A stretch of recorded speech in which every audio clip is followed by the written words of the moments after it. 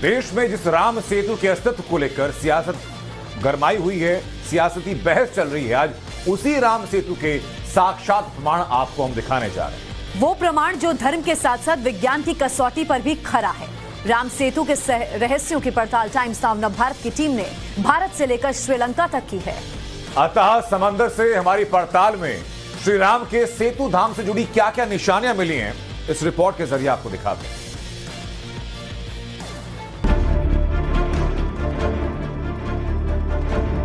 राम सेतु हमारे सामने है। काफी ज्यादा गर्व की बात है कि मैं यहाँ पे पहुंचा हूँ। टाइम्स ऑफ नवभारत की टीम यहाँ पे पहुंची है।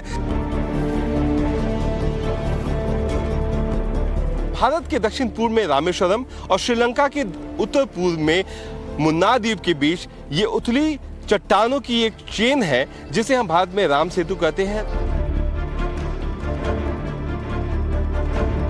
जहां भी हम जाएंगे आप देख सकते हैं इसी तरीके से छोटे पत्थरों का की जो श्रृंखला है वो नजर आती है जो किसी जमाने में इसके ऊपर तैरती थी। आप देख सकते हैं ये जो श्रृंखला जो नासा की तस्वीरों में खुल के सामने आई थी वो साफ दिखाती है कि एक अलग सी श्रृंखला बनी हुई है यहाँ पे जिसे हम राम सेतु कहते हैं, जिसका इस्तेमाल करके राम की सेना वानरों के साथ एक टापू, उस समय टापू तो नहीं था लेकिन एक जगह से दूसरी जगह पहुंची थी और इस 18 से लेकर के 32 किलोमीटर की जो सीमा है उसको उन्होंने पार किया था। मान्यताओं के अनुसार ये ही राम सेतु है और आज के समय में जब मैं इस राम सेतु के बीचों बीच खड़ा हूं जो तकरीबन 14वीं शताब्दी के समय जब यहाँ पे सुनामी आई थी उसके कारण उथल पुथल हो गया और अब अलग अलग टापुओं की श्रृंखला में बन गया है, तो ऐसा प्रतीत होता है कि ये वही जगह है जिसने भारत और लंका को कई हजार सालों तक जोड़ के रखा। भारत और श्रीलंका के बीच राम सेतु अलग अलग 8 टापू के रूप में राम सेतु के सबूत के तौर पर आज भी मौजूद है। पानी पर तैरते पत्थर आज भी राम कथा की गवाही देते हैं। हमारी टीम को वो सब कुछ मिला जितना सोचा था उससे ज्यादा मिला। राम सेतु को आज कई नामों से जाना जाता है, जैसे नल नील सेतु, सेतु बांध और एडम ब्रिज। एडम्स ब्रिज का नाम भी कुछ प्राचीन इस्लामी ग्रंथों से आया है। हिंदुओं की आस्था कहती है कि पुल श्री राम की वानर सेना ने बनाया। एक पक्ष ऐसा है जो कहता है कि पुल प्राकृतिक है, जिससे आस्थावान हिंदू पवित्रता का अनादर मानते हैं। देश में इस पर राजनीतिक, पौराणिक और वैज्ञानिक बहस भी हुई और यह बहस पिछले कई वर्षों से जारी है। ये जो पूरा टेरेन है, ये पूरा टेरेन है, इसका उस वक्त इस्तेमाल किया गया था और यहाँ से लंका तक पहुँचने के लिए एक अस्थाई पुल का निर्माण किया गया था जिसमें लट्ठे लगे थे, रेत लगे थे, पेड़ों के बड़े बड़े तने थे, पेड़ों की पत्तियों से उसको जोड़ा गया था। पौराणिक मान्यता मुन्नार की खाड़ी के बीचों बीच आप ये छोटी सी जो लकीर देख रहे हैं ये धनुष कोटि का वो लाइट टार है जो कि भारत में रामेश्वरम की सीमा में आता है। यहाँ से आपको ये दूर इसलिए नजर आ रहा है क्योंकि इस समय हम श्रीलंका में मौजूद हैं। ये मुन्नार की खाड़ी का वो पहला आइलैंड है जिसे हम आमतौर पे राम सेतु के रूप में कहते हैं। बाद के दौर में जब अंग्रेज यहाँ पे आए तो उन्होंने इसे एडम्स ब्रिज का नाम दिया, यानी आदम के जमाने का ब्रिज, क्योंकि कोई नहीं जानता था कि ये ब्रिज कब से बना हुआ है। धीरे धीरे करके जब बाद में रहस्य सुलझाने की कोशिश की गई तो पता चला कि एक श्रृंखला थी जो 2002 में नासा की तस्वीरों में आई, जिसे देख के साफ तौर से प्रतीत हो गया कि हिंदू मान्यताओं के अनुसार जो राम सेतु की बात की जा रही थी वो आखिरकार क्या है। उसे दिखाने के लिए टाइम्स ऑफ भारत की टीम अब श्रीलंका की तरफ मौजूद है, क्योंकि भारत का दृश्य तो आपने बहुत देखा। अब मैं आपको दिखाता हूं इस आइलैंड 1 से उस आइलैंड 2 का नजारा जो आगे जाकर के वो जो चूना मिट्टी की जो बनी हुई सारी परतें होती हैं उससे जुड़ा हुआ है। भारत के दक्षिण पूर्व में रामेश्वरम और श्रीलंका के उत्तर पूर्व में मुन्नार द्वीप के बीच ये उथली चट्टानों की एक चेन है जिसे हम भारत में राम सेतु कहते हैं, दुनिया इसे एडम ब्रिज कहती है। यानी ये पुल तकरीबन 30 मील 48 किलोमीटर जो हम आम भाषा में भारत में बोलते हैं उतना लंबा है। हिंदू मान्यताओं के मुताबिक इसी समंदर के गहरे पानी में वो पुल है जिसे रामायण में राम सेतु के रूप में कहा गया था। आगे जाकर के ये पुल और भी दूर तक जाता है। लेकिन अगर हम अपनी नजरों की बात करें तो तकरीबन 18 किलोमीटर का जो एरियल डिस्टेंस है वो यहां से लेकर के धनुषकोटी तक का होता है, लेकिन चूंकि ये श्रृंखला बिल्कुल घूम के गई है, उस तरीके से घूम करके गई है, इसीलिए इसे तकरीबन नासा के साइंटिस्ट ने 48 किलोमीटर के करीब आंका है। ये चीज समुद्र में डालने पर डूबती नहीं थी, तो डालने लगे तो इधर उधर बहने लगा।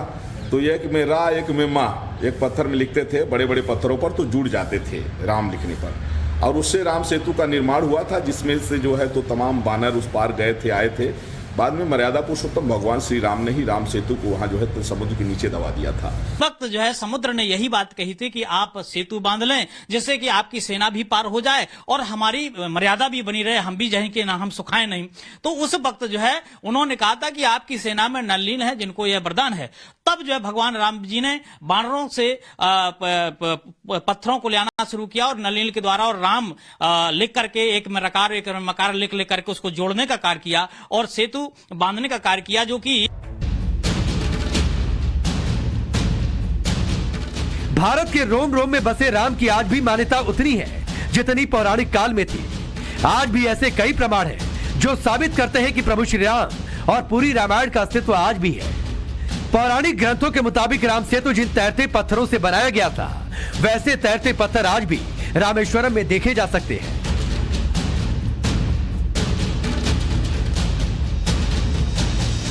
राम सेतु को लेकर हिंदू धार्मिक मान्यताओं को देखा आपने, लेकिन राम सेतु को लेकर विज्ञान की क्या राय है, वैज्ञानिक प्रमाण क्या कहते हैं? राम सेतु की कहानी के इन रहस्यों को जानने के लिए आप बने रहिए टाइम्स नाउ नवभारत के साथ। राम सेतु आज भी एक रहस्य है और यही वजह है कि आज भी लोग आज तक इस सेतु का सच जानना चाहते हैं।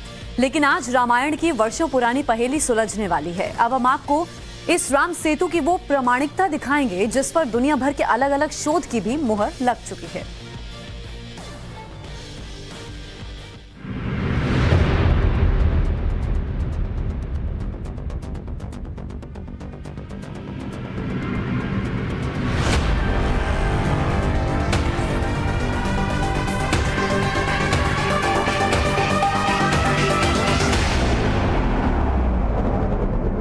राम सेतु जिस खूबसूरत जगह पर है, वहां सैंड बैंक और टापुओं की श्रृंखला को देखा जा सकता है। राम सेतु के रहस्यों की पड़ताल में टाइम्स नाउ नवभारत की टीम इस सेतु के 8 टापुओं में से एक टापू से दूसरे टापू की तरफ बढ़ती जा रही थी। चंद मिनटों के सफर के बाद हमारी टीम समुद्र के एक ऐसे हिस्से में पहुंच गई जो है तो समुद्र के बीचों बीच, लेकिन गहरा बिल्कुल नहीं। कहते हैं कि यहीं से राम सेतु का इलाका शुरू हो जाता है। ज्यादा नहीं है, लेकिन चूंकि इतनी गहराई है कि कोई भी शख्स डूब सकता है, हमें छोटी नाव का सहारा करके एक जो आइलैंड है उससे दूसरे आइलैंड पे जाना पड़ रहा है। कई शोधकर्ता यहाँ पे अब आने वाले हैं। भारत की जो ASI है उसकी संरक्षण में एक अंडर वाटर टीम आएगी जो यहाँ पे ये जो राम सेतु को जोड़ती हुई जो छोटे टापू बच गए हैं उस पर शोध करेगी। सवाल ये खड़ा किया गया था कि हो सकता है कि ये आर्टिफिशियली मेड हो या हो सकता है कि ये नेचुरली मेड हो। अगर आर्टिफिशियल है यानी नल और नील जो राजा रामचंद्र के उस समय के आर्किटेक्ट थे जिन्होंने इस सेतु को बनाया था, तो या तो उन्होंने बनाया था या तो ये खुद नेचुरली बना। लेकिन इन सब चीज़ों के बीच हिंदू धर्म जो है इसको अभी भी राम सेतु मानता है। और जैसे कि आप देख सकते हैं ये जो श्रृंखला जो नासा की तस्वीरों में खुल के सामने आई थी वो साफ दिखाती है कि एक अलग सी श्रृंखला बनी हुई है यहाँ पे जिसे हम राम सेतु कहते हैं, जिसका इस्तेमाल करके राम की सेना वानरों के साथ एक टापू, उस समय टापू तो नहीं था लेकिन एक जगह से दूसरी जगह पहुंची थी। और इस 18 से लेकर के 32 साल 2002 में अमेरिकी स्पेस एजेंसी नासा ने कुछ सैटेलाइट तस्वीरें जारी की थी जिसमें राम सेतु की आकृति स्पष्ट दिखी थी। राम सेतु की प्रामाणिकता के लिए भारत में इन तस्वीरों का इस्तेमाल भी किया गया। हालांकि बाद में नासा अपने दावे से मुकर गया, लेकिन ठीक 15 साल बाद आस्था के इस सेतु पर विज्ञान की मोहर अमेरिका से ही हाल ही में 2017 में फिर लगी। The structure in the satellite image isn't natural, but built by humans.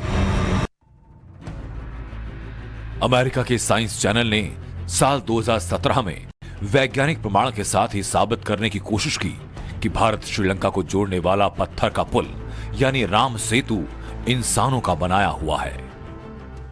Rocks are in an area of sea mentioned in an ancient Hindu poem. A poem which also refers to a magic bridge. They're Hindu legends that the god Rama placed a bridge here connecting India to Sri Lanka. अमेरिकी science channel के तथ्यों ने दावा किया कि राम सेतु पूरी तरह से कोरी कल्पना नहीं है। रामेश्वरम के नजदीक पाम्बन द्वीप से श्रीलंका के मन्नार द्वीप तक पत्थरों की लंबी बनी श्रृंखला मानव निर्मित है। अमेरिकी भूवैज्ञानिकों ने नासा की तरफ से ली गई तस्वीर को प्राकृतिक बताया। वैज्ञानिकों ने विश्लेषण में पाया कि 30 मील लंबा राम सेतु मानव निर्मित है।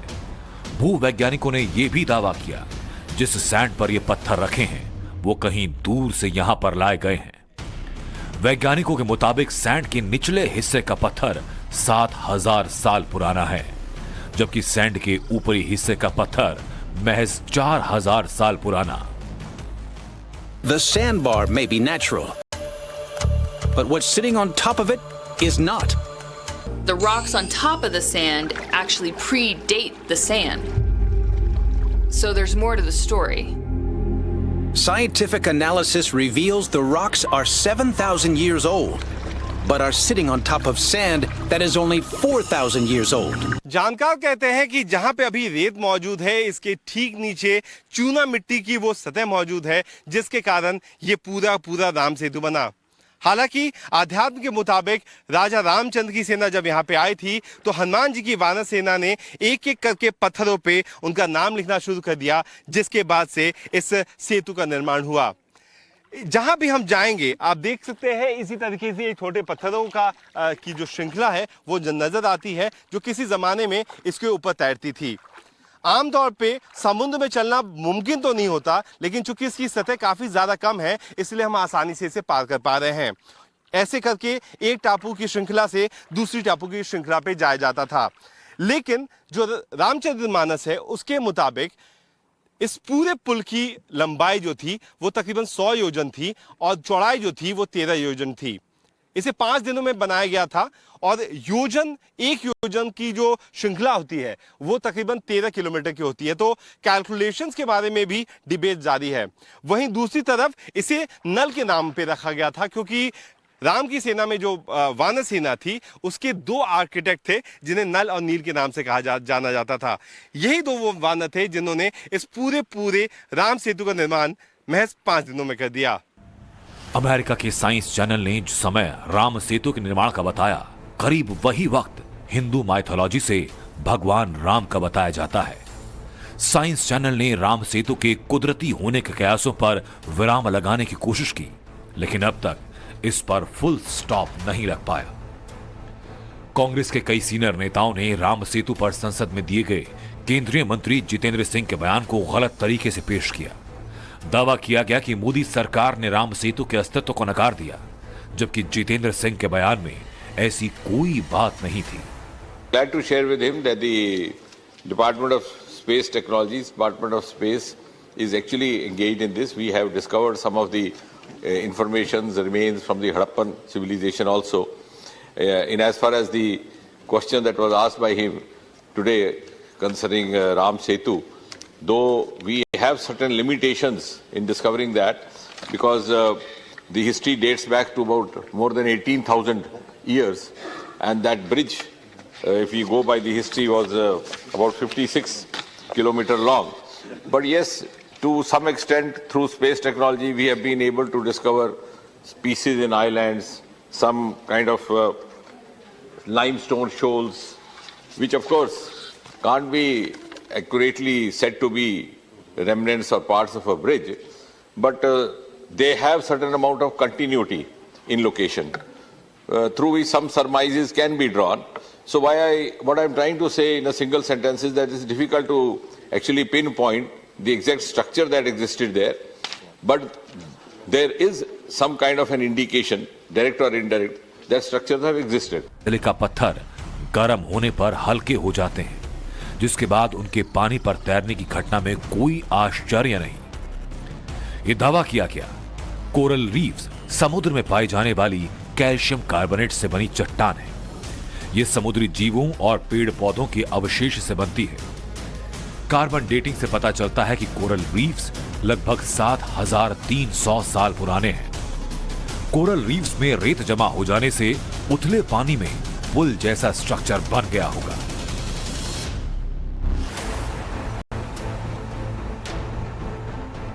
राम सेतु पर जियोलॉजी और जियोफिजिक्स की मदद से समझने की कोशिश की गई कि पुल कैसे बना, तो सारे रिसर्च इन 3 थ्योरीज पर आकर ठहर गए।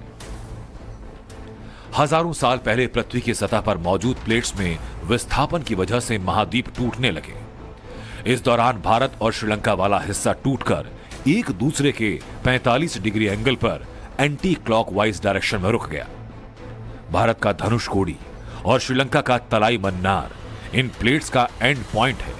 ये दोनों पॉइंट आज भी शेल्स से जुड़े हैं। लोगों ने इसे अलग अलग तरह से परिभाषित किया है। एक तरफ जहां हम पौराणिक कथाओं में इसे राम सेतु के नाम से जानते हैं, दूसरी तरफ हम भूवैज्ञानिक दृष्टिकोण में कोरल रीफ्स की चर्चा कर सकते हैं।